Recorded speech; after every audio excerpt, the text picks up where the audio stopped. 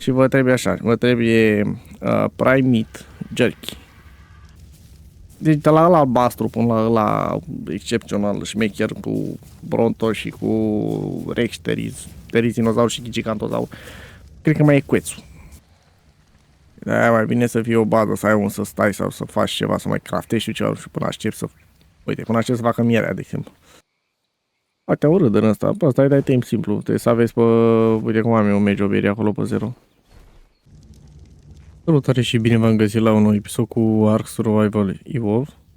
Haideți să vedem ce reușim să facem în episodul de astăzi. Oameni, dacă ați observat voi în ultimele episoade, presupun că unii dintre voi ați observat, pentru că în vedere că nici măcar eu n-am observat. N-am fost așa de atent. M-am axat atât de mult pe a face fabricatorul, pe a face asta de grătărel, pe a, nu știu, strânge sep, să-mi fac de-asta de vegetale, să pot să produc, știți voi, sera. Dar n-am observat, nu știu, probabil nici voi, n-ați observat nici voi, nici eu, că lipsește stupul. De fapt, nu stupul, stupii. Că nu mai e niciun stup și nu i-am făcut nimic, aia e problema mea.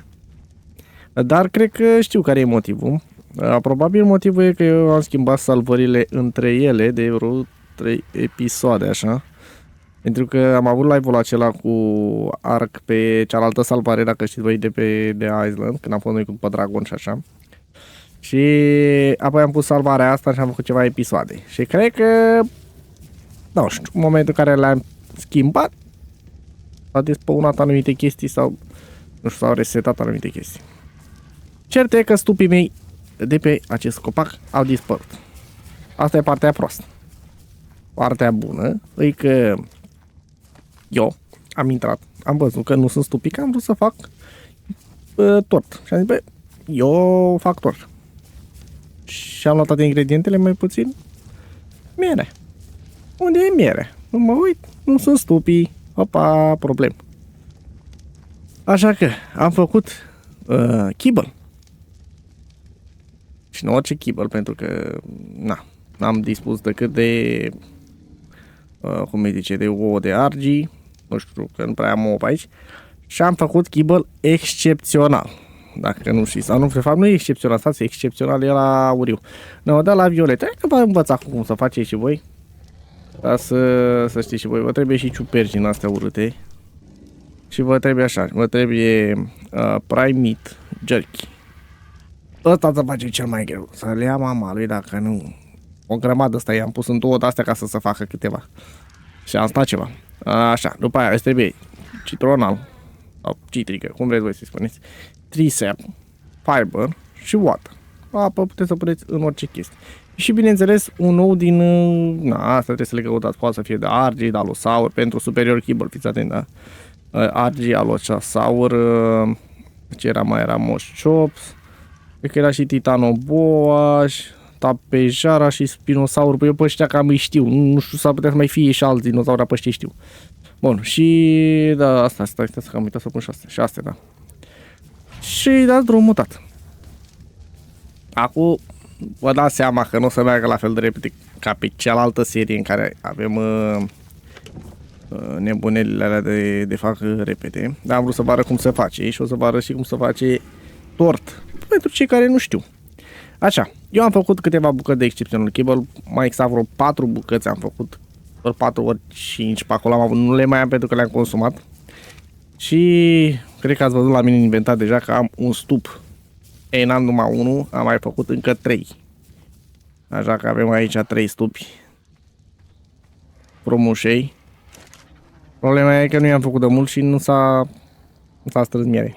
Na, mai așteptăm. Tocmai ce am pus, am zis, hai că mai stau pe episod să aștept. Da, am vrut să vă arăt și vouă care e treaba. Doamne. Nasol că uite, acum la miere și mă apucam și făceam direct, bine, am mai uitat. Vedeți, se face excepțional, nu e numai excepțional, e superior. Superior kibble. Vă duceți mai luați de aici. Ești apică. Trebuie să folosiți orice, v-am spus, nu contează ce folosiți. Numai să fie apă. Dacă aveți de la mai șmecher de aveam eu pe celălalt, nu mai știu cum îi zice acum momentan, puteți să-l folosești pe ăla. Normal nu ai nevoie de excepțional kibble, ai nevoie de regular kibble, dar având în vedere că regular kibble se fac cu anumite animăluțe pe care nu le am pe aici, sau n-am mai stat să le dau timp. Adică ar fi fost un Triceratops, un Raptor, Pteranodon, Pegomax, Lapachi, Oviraptor, o grămadă, încă te ține o minte. Cam tot ce e mic, în mare parte. Cred că și combie. Aici, în pădure, cred că e un singur... Bine, cred că găsești pe aici raptori. Dar un singur animal, uite ăsta, de blocat aici. Are o ce... Vedeți voi numele ăsta, citiți-l voi. Ăsta mi se pare că tot la fel e băgat și ăsta la regular kibble, sau nu, e simple kibble, că e la... Bă, dar oare la verde trebuia pentru albină? Nu știu. Eu știu să fac kibble-urile astea mai mari și... Deci de la albastru până la excepțional șmecher cu Bronto și cu Rex, Terizinozaur și Gigantozaur. Cred că mai e Quetzul. Cred că ăștia 5, nu știu dacă mai e și vreunul. Ăsta e pentru excepțional kibble, ăla v-am omorât eu cu el. Dar pentru ăla vă trebuie mai mult, pentru ăla vă trebuie și focal chill și rar flower. Ăla se face mai ușor dacă stai să o iei așa, că îți trebuie focal chill, ăla se face mai greu, focal chill, că e altă, care o să vă arătăm noi. De fapt o să vă arăt eu, că Dani nu prea știe, sărac, nu prea făcut el kibble. Focal chill se face mai greu, dar îți trebuie decât focal chill, rar flower și mejoberry. Bine, fiber și apă îți trebuie la toate. Asta, că tot o să vrei să faceți kibble, să aveți nevoie la toate. Bun, deci, deocamdată atâta putem să facem, pentru că nu mai avem rar flower. Dar o să mai luăm. Astea le-am făcut doar ca să vă arăt, pentru că eu momentan nu mai am nevoie de ele. Hai să punem ăsta aici ca să se mai strângă și ele un pic. Și sper eu că pe episodul ăsta cu un picuț acolo de noroc să facă și la noi 2-3 bucăți de miere, ca să vă arăt și eu cum să facem miere. În mare parte, uite, hai să vă arăt câteva ingrediente așa, ca să le știți voi, vă trebuie sap, ăsta vă trebuie cam la orice chestie de genul. După aia vă trebuie stimulant, l-am pus eu, fiber, apă, bineînțeles, ca de obicei. Și mai aveți nevoie de miere, rocherot, adică morcovul, longgrass, adică ăla care seamănă cu porumbul, și savor, ăla care seamănă cu cartofi. Uite, astea 3 vă mai trebuie, ca să le pun aici ca să le vedeți. Trebuie ca astea 3 și miere. Și puteți să faceți prăjitură. Mă rog, tort, cum vreți voi să-i spune. Dacă asta în cazul în care avem ghinionul și nu se face acolo miere jos, că durează ceva. Da, și editai țeapa, nu v-am spus. Bă, și nici n-am văzut, că dacă vedeam măcar, poate îmi dădea seama, neba. Mă, n-am băgat de seama că lipsește. Am văzut tocmai când m-am apucat să fac. Zic, hai să mă apuc și eu să fac niște de-alea și nu mai am. O să mai găsesc. Hai să punem, mutăm astea mai jos un picuț. E așa îmi place să le mut, că dacă le las așa cum sunt ele momentan, se întâmplă să vii să iei repede mâncare și să nu fii atent. Și iei fix ăsta de prime. Poate faci halb și vezi că le ești pe jos leșinat. Eu nu știi de ce. Așa, prefer să le pun diferit. Aici l-am pus de prime-ul ăsta și cu astea doar ca să se mai facă prin băitat. Deci se face foarte greu. Am spus foarte greu. Nu știu dacă există și la asta un speed pe undeva în setări, că dacă ar exista l-aș da un pic mai, să facă mai repede, că durează mult.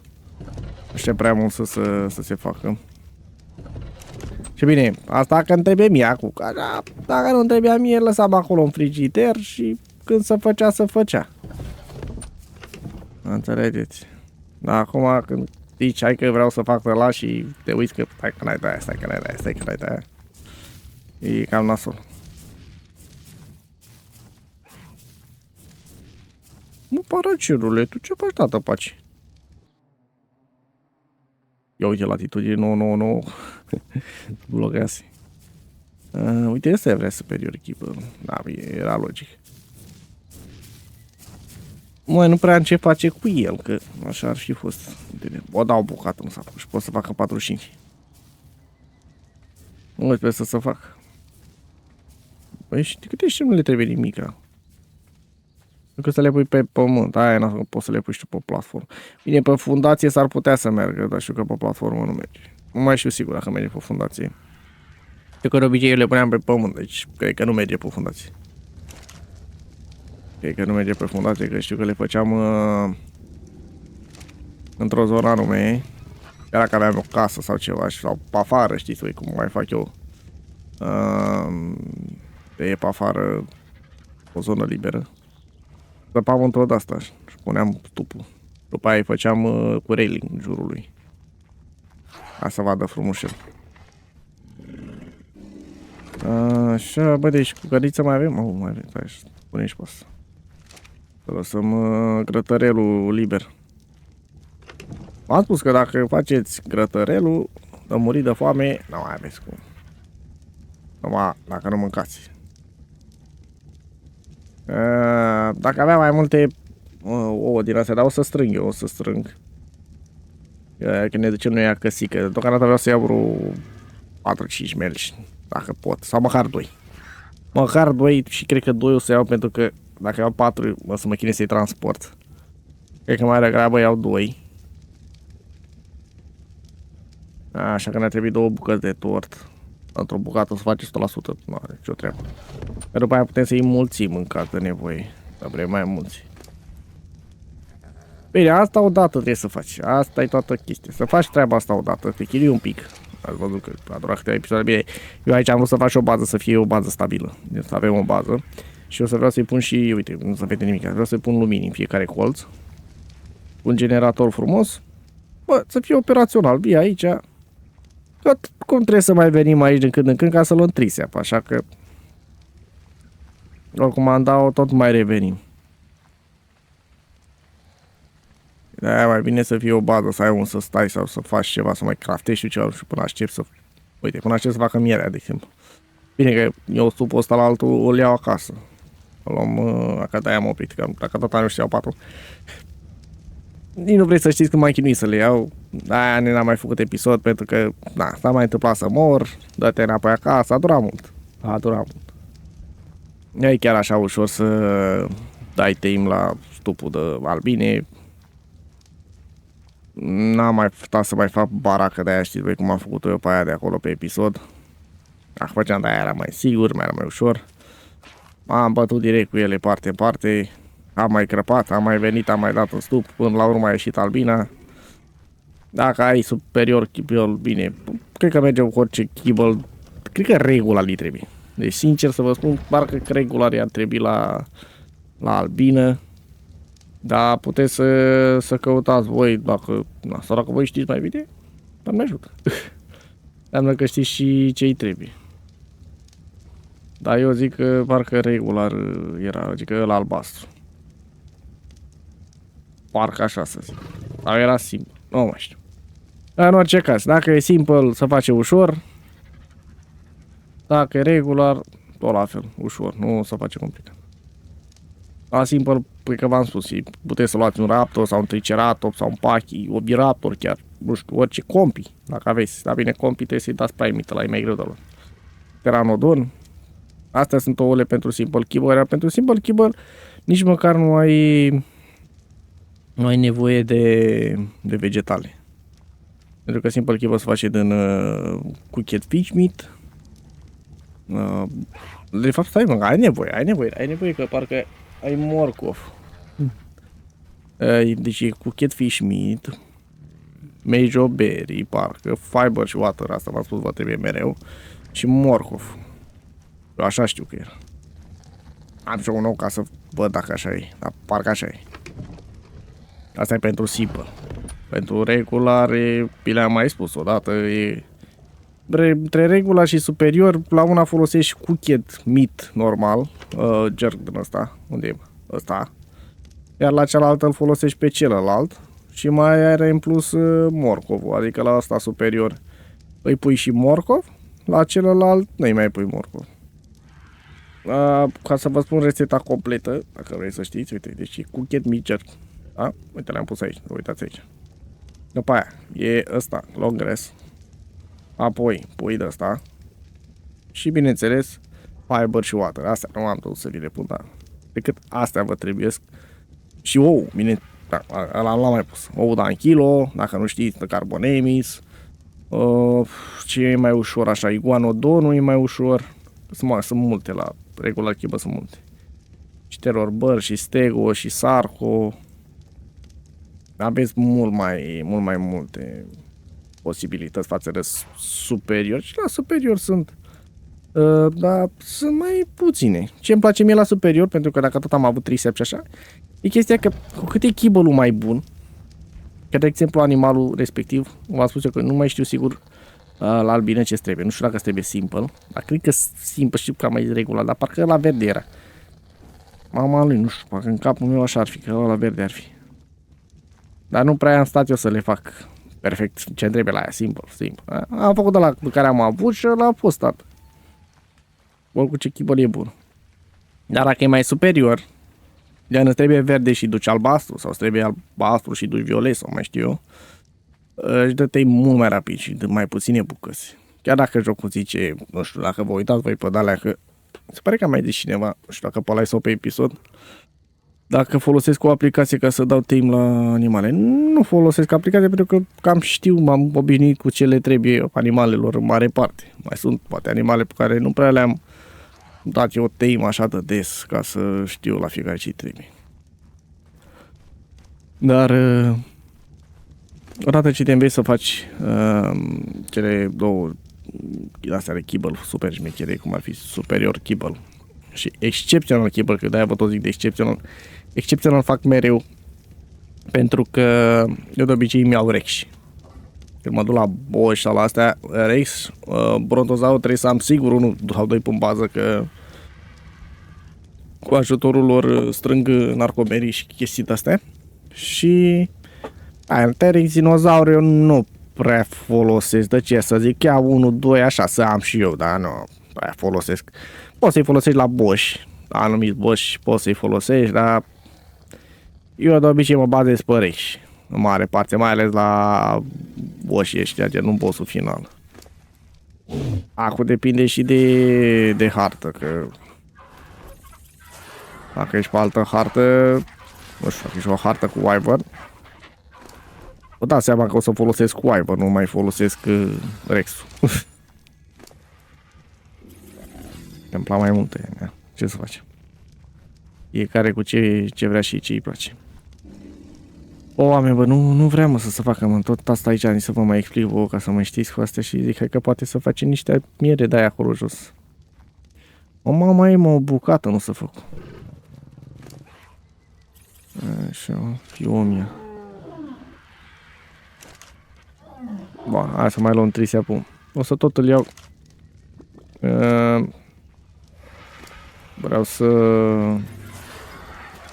am cât mai mult în momentul în care plec de aici, că na, o să stau aici. După ce iau melcii, o să mă întorc înapoi la casa aia din nord, de pe plajă, pentru că aia merită aici, să iau melci. Fac cementing paste, metal am destul de mult și pot să mă apuc să-mi fac casa sau baza de metal. Și ne mai trebuie un Rex. Practic. De început, deocamdată. Am mai avea nevoie de un Rex. Unde le punem, mă, pe astea? Parcă făcusem aici? Da. Am tot pus în foc, am zis că am nevoie de ele și... Astea am luat de la... Dacă că ați văzut pe episodul trecut. De la Alpha Carnul ăla. Ce mai facem, tată, noi? Mă duc să mai deschid un stup din ăla. Poate să fi făcut ceva miere, că dacă nu, aia este. Că n-am ce să fac. Am că ți-a făcut o bucată. Dacă problema e că astea dau ceva de mici. Dacă e cât o bucată la fiecare. Mai repede, că îmi iau același buff. Bun, ăla e. Să mai rămân cu un pic de viață.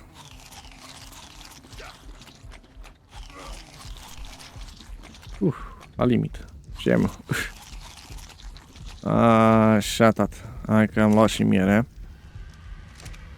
Și acum să ne apucăm să facem urâtul ăsta. Deci, v-am spus, toate astea fără citronă. Citrică nu ne trebuie. Îi băgăm. Toc, toc, toc. Miere. Stimulantul e băgat? E băgat. Bun. Păi, ne-am luat apă. Apă nu merge. Totul se face cu apă. De-aia e mai bun industrial cooker ăla. Pentru că ăla nu mai trebuie să-ți bați capul. E bine că avem 3 bucăți. Dacă facem 3 bucăți e suficient să luăm 2 mergi. 2 mergi trebuie, nu trebuie mai mult. După o să mai fac eu o tort din ăsta acasă. Te facem și acasă o seră și chestii. Da, să fie mult mai mare. Așa, plănuiesc ceva mare de tot la seră. Ca să producă mult mai mult și mult mai multe odată. Cât durează, mă, tată? Că... Da, bine, că durează ceva, că e în ăsta. Durează ceva. Haide, tată. Cred că... Da, trebuie să dureze, mă, decât 20 secunde. Mă, n-am pus ceva, e. Deci, recapitulăm. Avem așa, tricep, e pus. Fiber am pus. Stimulant am pus. Avem pe astea. Așa. Și miere. Asta, Doamne. Ca fraierul, Doamne. Vă învăț pe voi și nu pun eu ce trebuie. 2 de miere trebuie. Pentru tort. De-aia nu merge. Da, am uitat. Ce, mă, tată, că știa că e miere, dar n-am, vă gândesc că te gândești la ingrediente. Le e așa de gen, îmi trebuie de-aia, dar nu m-am gândit că trebuie 2 bucăți de miere. Da, deci putem să facem doar 1. Asta. Măcar ați văzut și voi cum să faci. Eu mă bucur să vă arăt și vouă, mai ales cei care sunteți la început și nu prea știți. Așa faceți cake, așa faceți tortul. Păi bun. Avem o bucată, o să mă duc să caut un melc până să mai face, că oricum n-am ce face. Cel mai probabil episodul viitor o să fiu eu cu melci acasă, zic. Ca să nu vă mai țin pe voi. Dar n-are rost să vă țin, că n-am pentru ce. Vreau să mai fac un episod decât ca să vedeți cum am ajuns cu melcii. Sau să vedeți cum iau melcul. Melcul nu-i mai rău, dai o săgetuță. De fapt, nu pot să-i dau cu săgetuță, să-i dau cu darțuri, chiar că ia... Mai luăm noi din shakedown powder. Tocmai mai făcusem eu un pic. N-am prea mult, dar cred că mai am aici niște de ăsta și pot să fac mai mult. Ia bagă tu aici. Dă și mie niște de ăsta. La fel, uite, ca să faceți un powder, vă trebuie pot powder și cu charcoal. Așa. Și pentru a face darts, vă duceți pe ammo, darts. Simplu. Dacă vreți să faceți de la mai avansat, vă duceți în fabricator. La ammo nu le-am învățat că n-am avut de ce. Vă trebuie biotoxină, 2 metale și un tranquil darts, adică unul de ăsta. Și faceți shocking tranquilizar darts, care e mult mai eficient. Dar chestia e că să strică. Adică să strică în inventar, are bare de viață. Așa, unghii arci. Așa, bun. Ia mă, tata, hai că găsim repede un merg ca să vă arăt și cum să dă tăin la merg, ca să știu eu că le-am arătat pe toate, restul le fac eu offline. Trebuie să mai găsesc unul, practic. Mă, găsesc și un remel repede. Al cau ca pe fiul mea. Dar cât mergi sunt? Și acum nu văd unul. Așa pățesc mereu. De câte ori cau, nu-i văd. Sau nu-i găsesc. Foarte comun melcul. Da. Când ai norocul meu, nu mai e așa acum.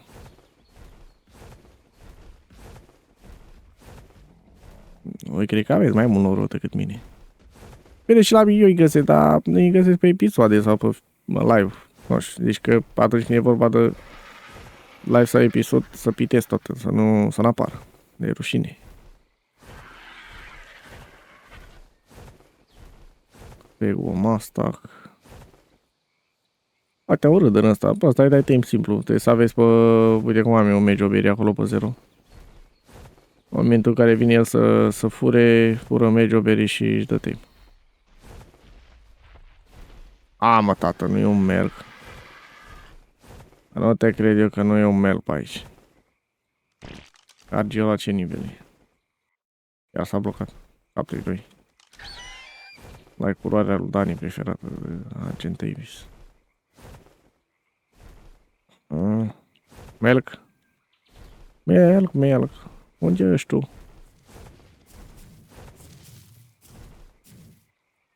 Titano boa, dar bine că văd. Bine că văd șarpele.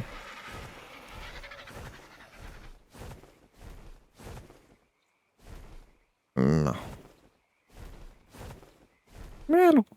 Unde e Melc? Bă, fira, mă, micuța lui de merge. Ce a făcut, mă, tata? A plecat tot. Apetită tot, să nu mai fie pe aici.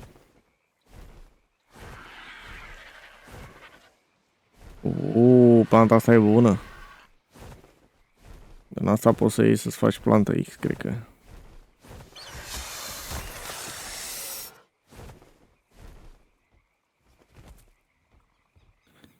Lua Baryonyx-ul ăsta de mine până iau eu ceva în planta asta. Hai, da, mă. Prea mi-o baf la culege. Gata.